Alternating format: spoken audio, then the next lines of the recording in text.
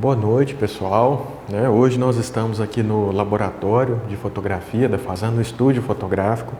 E hoje o nosso objetivo aqui é um objetivo bem rápido, né? Na verdade, eu vou fazer para vocês algumas demonstrações que, para quem é do segundo período, já viu alguma coisa no semestre passado, e para quem é do primeiro período, está tendo o primeiro contato agora. A nossa ideia hoje é de mostrar para vocês o que seria uma câmera DSLR e mostrar para vocês algumas características do estúdio fotográfico. O que precisa ter, algumas informações como essa, por exemplo. A câmera DSLR, que seria a nossa primeira parte, é uma câmera que você teria aí como uma evolução da câmera SLR, vamos dizer, que é uma câmera que você tem um sensor instalado aqui, que esse sensor serve como um suporte, que substitui aquele primeiro suporte que era o filme fotográfico, no caso da fotografia analógica. Nesse caso, a gente, como eu já tinha comentado com vocês no semestre passado, como a gente já tinha estudado isso no semestre passado, e alguns de vocês novatos ainda não tiveram oportunidade de ver aquele tripé da fotografia que a gente sempre comenta, que é relacionado a essa medição da luz, que seria o ISO, a abertura e a velocidade. Então, tomando esses três pontos, a gente poderia chamar aí de tripé da fotografia, por essa razão. Então, na verdade, quando a gente vai fotografar e aqui falando sobre a câmera DSLR, a gente faz esses três ajustes que são os três ajustes principais da câmera. É claro que tem outros que vocês precisam estar atentos também, como é o caso, por exemplo, do foco, temperatura de cor, enfim, a gente tem uma série de ajustes que eu vou mostrar para vocês nos slides, durante a nossa aula, ao vivo, mas esses ajustes principais que eu tinha falado para vocês, o ISO seria então essa sensibilidade, essa sensibilidade do sensor fotográfico. Como a gente já tinha conversado, como a gente já tinha comentado, essa sensibilidade do ISO determina se você vai ter uma imagem mais clara ou mais escura de acordo com essa sensibilidade. Porém, quando a gente ajusta um ISO muito alto ou muito baixa, a gente tem outras diferenças que a gente consegue perceber na imagem, como, por exemplo, o aumento ou a diminuição da qualidade da sua fotografia. Algumas pessoas chamam de grão, que seria um tipo de ruído que aparece na imagem quando a imagem fica muito clara porque está com o ISO muito alto. Existem algumas vantagens de usar o ISO mais alto, porém, normalmente a gente prioriza outras formas de deixar a sua imagem mais clara ou mais escura sem alterar tanto no ISO, preocupando aí em ter um controle de abertura e de velocidade e deixando o ISO mais ou menos fixo, para manter uma certa qualidade lá no que eu chamei aqui, no que a gente chamou aqui de grão. Algumas outras características que a gente pode dizer sobre o ISO seria um deles. O ISO, ele normalmente você tem uma gradação de 100 em 100, mas como a gente pode ver aqui, como é esse caso, no caso dessa câmera, alguns modelos de câmera você consegue ter um controle maior do ISO e alguns outros modelos, principalmente esses modelos de entrada, a gente consegue ter um controle menor nessa escolha do ISO que você vai fazer na sua fotografia. Antes mesmo de fotografar, você vai, você vai fazer a fotometria, você vai ver as condições de luz do ambiente, você vai planejar a sua fotografia de acordo com o que você quer, de acordo com a sua necessidade. Então, como eu sempre falo para vocês, a gente não fala muito de certo ou de errado, a gente fala sempre sobre o que você deseja, o que você deseja alcançar com essa sua foto, essa imagem que você está produzindo. É claro que existem possibilidades de uma pós-produção, no Photoshop, por exemplo, em que você pode alterar a iluminação, né? Você pode fazer uma superexposição, por exemplo, né? Mas o ideal é que você já tenha uma fotografia, né, o mais aproximado possível do que você deseja ter como produto final, para que você tenha depois uma pós-produção menor, menos trabalhosa. Nesses casos, né, quando a gente faz uma sequência maior de fotos, como eu vou mostrar para vocês através dos slides também, existem alguns recursos que a gente pode utilizar para fazer um tratamento de imagens aí por lote, né, no qual você atribui aí alguns parâmetros para um lote inteiro de fotografias, mas o ideal, né, no nosso caso da fotografia publicitária, o ideal é que você tenha, né, essa pré-produção, né, um planejamento grande do que você vai fotografar, como você vai fotografar, para onde vai essa fotografia, ou seja, tudo isso visto, né, no briefing, conforme a gente está estudando, tudo isso já lá totalmente descrito no briefing, você vai fazer o planejamento da sua foto, você vai fotografar e depois você vai fazer essa pós-produção. Porém, o que a gente precisa ter em mente sempre é ter o registro fotográfico o mais adequado possível para que depois você tenha, né, o menor trabalho nessa sua pós-produção. Sendo assim, esse tripé da fotografia que eu comentei com vocês, ele vai, né, através desses 3 parâmetros que a gente vai selecionar aqui na câmera, através desses 3 parâmetros nós vamos ter o controle dessa sensibilidade que eu falei para vocês, que é através do ISO, do controle do ISO, o controle da abertura. Na verdade, como eu já tinha mostrado para vocês também anteriormente, na verdade você imagina, né, que seria uma abertura aqui dentro da lente. Aqui eu tenho 2 modelos de lente, eu tenho uma lente fixa de 50 milímetros e tenho uma lente tipo zoom, que no caso é uma lente que o pessoal chama lente do kit, né? Porque é a lente que normalmente quando você compra o corpo de uma câmera, você compra uma câmera, né? Então vem o corpo, né? Se você comprar o kit, vem o corpo e a lente. Então a lente do kit, por isso que muita gente atribui esse nome. Lente zoom, né? Porque você altera essa distância focal, você consegue alterar a distância focal, ou seja, você consegue alterar o enquadramento, né, o lugar que você está fotografando, né, o recorte, o quadro do lugar que você está fotografando, ou seja, você tem um zoom aqui, né, como a gente bem sabe, a gente aumenta ou diminui. E, né, falando sobre a abertura, se vocês imaginarem a abertura como um anel que abre e que fecha, sendo que se você tem um anel mais fechado, você vai ter uma entrada menor de luz. Se você tem um anel mais aberto, você vai ter uma entrada maior de luz. Só que algumas lentes, né, por serem produzidas, né, com material de uma qualidade melhor, um material ou mesmo por serem fixas, né, você tem uma entrada maior de luz ou menor de luz, independente dessa abertura. Mas antes da gente chegar nesse ponto, falando sobre esse anel que abre e que fecha, se vocês considerarem, né, essa, né, uma lente fixa, né, vocês conseguem ver que existe uma abertura aqui. E aqui, pessoal, se vocês observarem, aqui a gente tem o mesmo anel. Nós estamos atribuindo esse nome, né, embora o nome adequado seja abertura. A gente está falando aqui anel para ficar mais fácil, né, conforme o slide que eu estou mostrando para vocês, para ficar mais fácil de compreender, que ele abre, né, que ele fica maior, o círculo fica maior e o círculo fica menor. Então, se vocês considerarem um anel maior aqui e um anel menor aqui, vocês vão entender que se aqui é maior, entra mais luz. Se aqui é menor, entra menos luz. Uma outra característica também, que muitas vezes as pessoas falam, que uma lente é mais clara que a outra. Como que a gente poderia dizer que uma lente é mais clara que a outra se eu estou usando aqui a mesma abertura?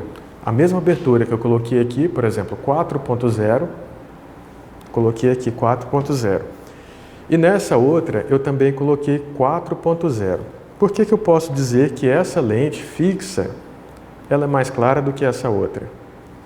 Por que a gente poderia dizer se eu coloquei uma mesma abertura aqui e uma mesma abertura aqui? Na verdade, como essas duas lentes, elas têm tamanhos diferentes, essa daqui é fixa e essa daqui é um tipo zoom, aqui dentro a gente tem um conjunto de lentes, que se a gente considerar que aqui dentro a gente tem um conjunto de lentes em que cada uma dessas lentes é uma barreira para a entrada de luz, então cada uma dessas lentes, cada um desses vidros, né, serve como uma barreira para a entrada da luz. Ou seja, você tem uma mesma abertura, porém aqui a luz vai ter uma dificuldade um pouco maior para chegar, para atravessar todas essas barreiras, para chegar aqui no sensor que fica aqui no fundo da lente, da câmera de vocês. Ou seja, você tem mais barreiras aqui, você tem várias camadas de vidro, você tem várias barreiras que vão impedir, né, que vão dificultar essa entrada da luz. Além disso, a própria extensão de uma lente em relação à outra já torna visível para a gente que essa daqui é menor, essa é maior, então nessa lente a gente tem uma facilidade maior para a entrada de luz. Falando sobre a câmera, né, e falando sobre o terceiro ponto, né, desse tripé que a gente está dizendo aqui, que é esse tripé da fotografia, eu falei para vocês sobre o ISO, falei para vocês sobre a abertura e agora vamos falar para vocês sobre a velocidade.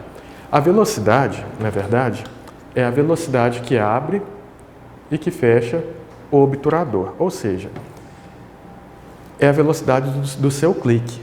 Quando você dispara o seu obturador, você tem que imaginar que aqui dentro tem uma cortina que abre e que fecha muito rapidamente. Essa cortina, que abre e que fecha bem rapidamente, ela tem uma velocidade de abertura, né? De abrir e de fechar. Essa velocidade de abertura, ela também é ajustável aqui na câmera de vocês. Então, nesse caso, o que eu acabei de apresentar para vocês são esses 3 pontos principais, né, desse controle, né, da luz que entra na sua câmera. Então, gente, na verdade, o que eu apresentei para vocês agora é o tripé, né, que a gente chama aí, né, de tripé, porque são 3 pontos principais que a gente precisa ter em mente, né, quando a gente fala nesse registro fotográfico. Eu falei para vocês sobre abertura, sobre velocidade e sobre o ISO. Esses 3 pontos que a gente regula na nossa câmera, eles são os responsáveis pela claridade, né, pela entrada da luz, né, no seu sensor, no sensor da sua câmera. E então, esses 3 pontos são os responsáveis, né, pela medição, né, de como vai ficar o seu registro fotográfico. Lembrando que o ISO, ele é mais ou menos uma sensibilidade, né, da sua exposição. Então, o ISO sendo a sensibilidade, você, né, como eu já tinha falado, você vai ter um ISO mais alto para uma sensibilidade maior, ou seja, uma fotografia mais clara. Um ISO mais baixo, uma sensibilidade menor, uma fotografia mais escura. Um ISO mais alto normalmente implica numa fotografia com uma qualidade de imagem menor. Um ISO mais baixo, você teria uma qualidade de imagem maior, porém a fotografia mais escura. Essas características, né, da fotografia entre mais clara ou mais escura, elas precisam ser planejadas, né? Você precisa ter em mente o que você quer produzir, lembrando que a gente não pode dizer que a sua fotografia está correta ou está errada, depende do resultado que você quer alcançar. Mas, se a gente tem uma fotografia extremamente clara, estourada, você vai ter dificuldade de fazer um tratamento nela posterior, no que a gente chama de pós-produção. Se você tem uma imagem mais antiga, mais escura, e no caso do RAW, por exemplo, que é um tipo de arquivo que a gente vai falar sobre ele também nas nossas aulas ao vivo, você vai ter mais possibilidades, né, de tratamento e mais possibilidades de intervenção nessa imagem que vocês estão produzindo. Mas, como eu falei para vocês, né, são escolhas que vocês vão fazer, são escolhas que vocês, enquanto fotógrafos, vão ter, de acordo com a necessidade de vocês, de acordo com o planejamento de vocês. Eu recomendaria, né, claro que uma imagem, né, uma fotografia feita em RAW, é claro que ela vai ficar bem maior, conforme eu vou mostrar para vocês nos nossos slides. Porém, você tem aí uma fotografia com um arquivo muito maior, porém, você tem mais possibilidades. Então, você precisa ter aí, antes de começar a fotografar, alguns planejamentos, né, que você vai ter antes mesmo de fotografar, para você saber o que você deseja. Um outro ponto que é importante também colocar, né, lembrando do nosso tripé, sobre a abertura. Quando a gente fala sobre abertura, isso implica na entrada de luz e também, conforme o slide que vocês estão vendo, no que a gente chama de profundidade de campo. Profundidade de campo seria, né, não sei se vocês têm o costume de observar, mas normalmente a gente tem uma fotografia que tem aquele fundo mais embaçado e a gente tem um tipo de fotografia também que a gente tem um fundo mais nítido. Esse fundo mais nítido ou fundo mais embaçado, a gente chamaria isso de profundidade de campo, com mais profundidade de campo ou com menos profundidade de campo, né? Se a gente diz que uma fotografia tem mais profundidade de campo, ou seja, eu estou dizendo que o meu fundo, né, o fundo da minha imagem está mais nítido. Se a minha fotografia não tem profundidade de campo, né, ou está com pouca profundidade de campo, estou dizendo praticamente que o meu fundo, o fundo fotográfico, o fundo da minha imagem está desfocado. Basicamente isso. Então, falando sobre abertura, né, quanto maior a abertura, menor a profundidade de campo. Quanto menor a abertura, né, ou seja, menor a abertura, quanto mais aquele anel está fechado, que eu falei para vocês, da entrada de luz, quanto menor a abertura, maior a profundidade de campo, ou seja, o fundo fica mais nítido. Esse seria então um dos parâmetros que a gente teria que observar. Relembrando, falei para vocês, né, sobre o ISO, falei para vocês sobre a abertura e agora vou falar para vocês sobre a velocidade. Quando eu falo para vocês sobre a abertura, estou falando da abertura, né, lente, a abertura feita, né, abre e fecha, abertura na lente. Quando eu falo para vocês sobre velocidade, eu estou falando para vocês sobre a velocidade de abertura e de fechamento dessa cortina, né, do diafragma aqui de vocês. Eu estou falando para vocês sobre a velocidade de abertura e fechamento, né, aqui do que a gente chamou de cortina, para ficar bem tranquilo. Nesse caso, essa abertura, ela tem por propósito, né, essa velocidade de deixar entrar mais ou menos luz de acordo com a sua intenção, né, de acordo com a medição que você fez no seu ambiente, né, no objeto que você deseja fotografar, que é algo que a gente ainda vai ver lá mais na frente, um pouco mais à frente. Quando a gente fala sobre medição de luz, né, a gente ainda vai estudar um pouco mais à frente, né, sobre luz reflexiva e luz incidente. Seria isso, mas mais adiante na nossa disciplina a gente vai ver. Então, pessoal, nós falamos aqui até o momento sobre abertura, velocidade e sobre o ISO. Quando a gente fala sobre abertura, sobre velocidade e sobre o ISO, a gente precisa ter três coisas em mente, né? Na verdade, tudo isso serve para você controlar a exposição da sua fotografia.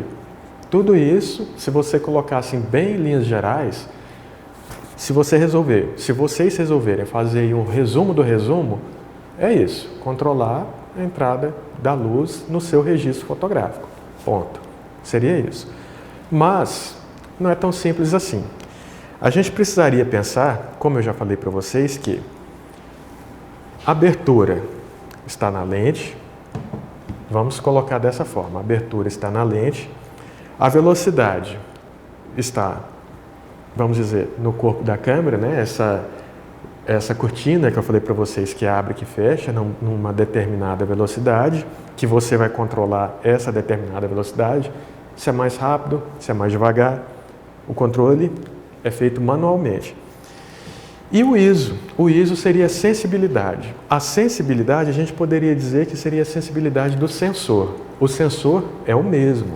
Você não está alterando nada nele lá, mas você está alterando a forma como essa luz que entra e que chega até o seu sensor vai ser interpretada pela sua câmera. Se ela vai ficar mais clara ou mais escura. Na verdade é isso. O sensor está lá, está do mesmo jeito, você não vai alterar nele, nada nele. Diferente da abertura, por exemplo, que é uma alteração física, visível. Se está mais aberto, você vê que está mais aberto. Se está mais fechado, você vê que está mais fechado. É algo, né, que você consegue visualizar, algo mecânico. A velocidade também é algo mecânico. Você consegue perceber se você tem uma velocidade maior ou menor. Isso também é algo mecânico. Já o ISO não. O ISO não é assim. O ISO é uma sensibilidade, é algo que acontece dentro da câmera que você não percebe porque não acontece nada na sua câmera, nada relacionado com velocidade, nada relacionado com abertura. É a interpretação aqui do sistema da sua câmera com relação à entrada da luz. Ok, pessoal? Então, né, em linhas gerais, o básico do básico da câmera DSLR seria isso. Eu gostaria de fazer algumas demonstrações com vocês, porém eu vou mostrar essas demonstrações com vocês através de slides, que eu acho que fica um pouco mais produtivo nesse primeiro momento. Mas, aqui no laboratório, é importante a gente já ter em mente que alguns equipamentos que estão aqui, nós vamos utilizar, porém, vocês vão apresentar um trabalho, né, com entrega prevista para a próxima semana, né, que a gente vai conversar um pouco sobre esses trabalhos, agora na aula ao vivo. Mas um dos trabalhos é sobre a mesa Steel, que é essa mesa que tem uma curvatura. Essa é a mesa Steel, que é a que eu estou utilizando para fazer essa demonstração para vocês. E sobre os esquemas de iluminação, né, na fotografia de estúdio, que a gente vai falar também agora ao vivo com vocês. Então, pessoal, basicamente isso. Vocês terão um trabalho, vamos apresentar esse trabalho na próxima semana. A mesa Steel é essa daqui, é utilizada para produtos, né, para objetos menores. E o que ele tem em comum entre a mesa Steel, né, essa curvatura, e aqui o estúdio fotográfico, que eu vou mostrar para vocês, né, uma dessas semelhanças que a gente tem seria, né, essa borda, né, arredondada, esse fundo infinito. Então, pessoal, para a gente conhecer aqui um pouco mais sobre o estúdio, né, nosso laboratório de fotografia aqui da Fazan, eu deixei aqui organizado mais ou menos, né, o que a gente usaria mais nessas nossas produções. Aqui eu coloquei o softbox. O softbox, ele é extremamente utilizado na fotografia, mas soft, né, macio, ele quebra um pouco a luz muito dura, né? Ele é um tipo de difusor dessa luz muito dura. Ou seja, ao invés de você ter uma luz muito dura, com um contraste muito marcado, né, de um lado para o outro, por exemplo, com o softbox você deixa essa luz mais suave, né? Seria mais ou menos isso, mais ou menos essa a finalidade dele. Aqui dentro do softbox, né, a gente tem o que a gente chama de tocha, né? A gente tem o flash, e o flash a gente tem alguns tipos de flash. A tocha, né, seria um deles, né? Seria esse tipo de flash de estúdio. E na tocha, você tem ela, né? Você tem a tocha, e aí você vai colocando esses modificadores de luz na frente da tocha. Então, por exemplo, o softbox é um modificador de luz, porque deixa a luz mais suave, né? Não deixa ela tão dura como eu falei, não deixa contrastes tão marcados como eu falei. E aqui, essa parte aqui, né, a gente chama de panela, E aqui dentro a gente tem duas lâmpadas. Essa lâmpada é uma lâmpada comum, dessas que a gente usa na casa da gente, e lá dentro a gente tem uma outra lâmpada. Essa outra lâmpada é a luz do flash. Essa lâmpada comum a gente chama de luz piloto. Para que serve a luz piloto? A luz piloto, ela serve mais ou menos para guiar a sua produção, né? Você não vai disparar o flash, né, ficar com aquela luz toda, né, até porque você, normalmente, numa tocha, você tem energia para um disparo e depois ela, né, ela se recompõe, ela se recarrega. Mas você tem essa luz que fica acesa, que serve para você organizar, né, visualmente, né, onde que vai ser a luz principal, onde que vai ser a luz de preenchimento, onde que vai ser a luz de recorte, que é aquela que eu falei para vocês que faz o recorte do cabelo, por exemplo, mas é aquela que vem de trás, né? Normalmente a gente usa 3. Então é basicamente isso. Luz piloto, uma luz comum, lâmpada comum, a luz do flash, que é o que dispara, que é a luz potente mesmo. Então, qualquer lâmpada e a lâmpada específica da tocha de vocês. E aqui, como eu já tinha falado, a gente tem aqui o modificador de luz.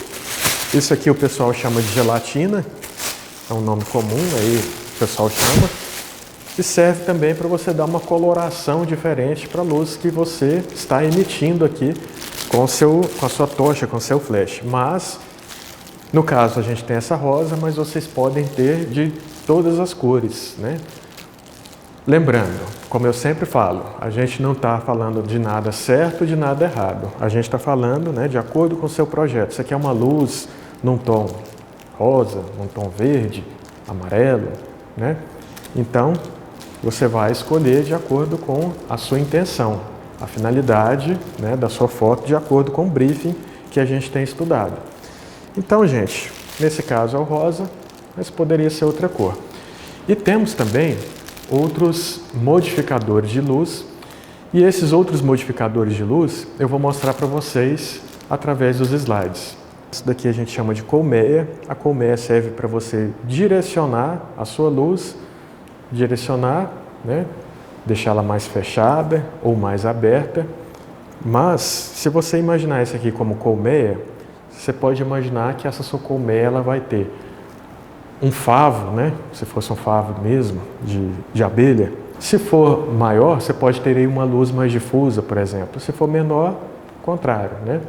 Mais ali focada, mais direcionada para o que você está fotografando. Para a gente finalizar, como eu tinha falado para vocês, o nosso estúdio fotográfico.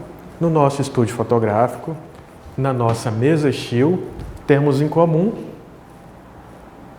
essa borda de fundo infinito, ou seja, essa borda, né, arredondada. Dá um efeito na fotografia, deixa o fundo infinito, né? A ideia é essa mesma, né? Para que você depois tenha essas possibilidades, né, de edição, né? Você tem uma fotografia sem nenhum fundo. E o que a gente tem que ter em mente também é que o fundo, nesse caso, ele é branco, mas ele precisa necessariamente ser branco? O fundo, ele precisa necessariamente ser feito de cimento? Na verdade, não precisa. No nosso caso mas é possível vocês fazerem aí na casa de vocês um fundo, né? Como alguns de vocês já têm aí canais no YouTube, no Instagram, né? Já são aí profissionais, né, dessa área, é possível fazer com rolo de papel, rolo de tecido. O resultado é parecido, não é exatamente o mesmo, mas é possível fazer sim. O que é importante também a gente colocar é que dentro de um estúdio a gente tem as luzes controladas. Existe um aparelho que eu estou mostrando para vocês agora, nesse slide, que se chama Flash Meter. O Flash Meter serve para vocês medirem, né, os dois tipos de luz que você pode utilizar. A luz reflexiva e a luz incidente. A luz reflexiva e a luz incidente, a gente tem basicamente como isso aqui, né? Uma fotografia feita no estúdio, a gente usa um flash, né?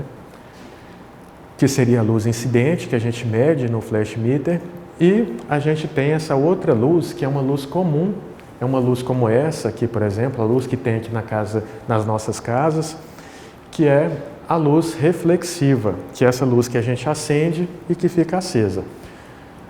Normalmente, a gente no estúdio não tem razão da gente usar a luz reflexiva, a gente usa a luz incidente, não tem razão para a gente vir para um estúdio fotográfico para usar uma luz que a gente poderia obter aí de uma forma natural, né? Sem precisar de um estúdio para isso. Mas, como eu falei, não tem nada proibido, não tem nada errado. Tem, né, o que você deseja fazer.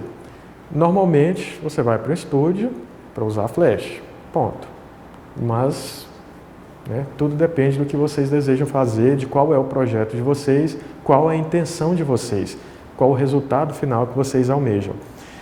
Então, pessoal, para adiantar o trabalho de vocês, nós temos no estúdio fotográfico, nós normalmente temos 3 pontos de luz. Nesses 3 pontos de luz, que aqui eu já deixei mais ou menos organizado aqui, a gente tem uma luz de recorte, que é a luz que vai atrás. A gente teria aqui, se o fotografado fosse eu, né, pensando que eu estou sendo fotografado, eu teria a luz principal, que é a luz mais forte.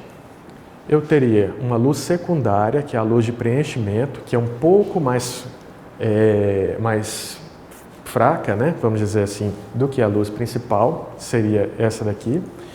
E uma luz que vem atrás, vem por trás, que seria uma luz de recorte, né? Lembrando que eu não posso me misturar com o fundo. Vamos colocar assim, é claro que a gente não vai se misturar com o fundo, mas se a gente fosse colocar de uma forma resumida, em linhas gerais, eu preciso, né? Eu não posso ficar bidimensional, não posso ficar misturado com fundo, eu preciso ter um recorte, né, nos meus contornos, né, no meu cabelo, né, no rosto, na minha roupa. Então a gente usaria essa luz de recorte, que é a luz que vem de trás. Esses 3 pontos de luz, né, nós temos aí já uma parte do trabalho de vocês, que vocês vão apresentar já na próxima semana.